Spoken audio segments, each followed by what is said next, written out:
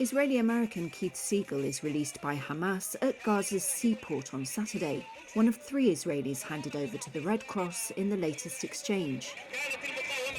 Ofer Kalderon, a French-Israeli dual national, was released in Khan Yunis, as was Yarden Bibas.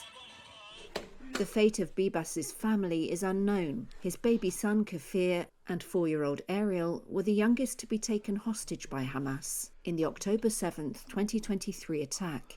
His wife Shiri is still missing too. Hours later, Palestinian prisoners and detainees got off buses in Khan Yunis, Gaza, and in Ramallah, in the Israeli-occupied West Bank, greeted by jubilant and tearful crowds. They're among the 183 Palestinians who were due to be released in this part of the exchange. Saturday's handover in Gaza saw none of the chaotic scenes that overshadowed one 2 days earlier, when Hamas guards struggled to shield hostages from a surging crowd.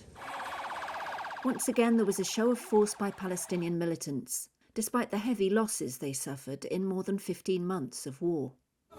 At the newly opened Rafah crossing, the first Palestinian patients were allowed to leave Gaza for Egypt, including children suffering from cancer and heart conditions.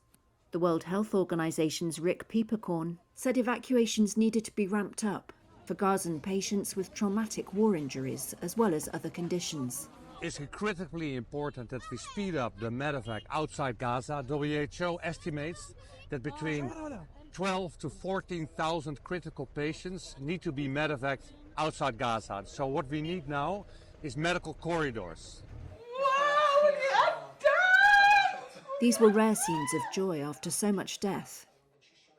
Israel's military campaign in Gaza killed at least 47,000 Palestinians and left much of the enclave in ruins. Hamas's attack, which sparked the war, killed 1,200 people in Israel, according to Israeli tallies. As the fighting has fallen quiet, diplomatic efforts to build a wider settlement have stepped up. Negotiations are due to start by Tuesday on the second phase of the deal, meant to see the release of the remaining hostages, the withdrawal of Israeli troops from Gaza, and an end, at last, to the war.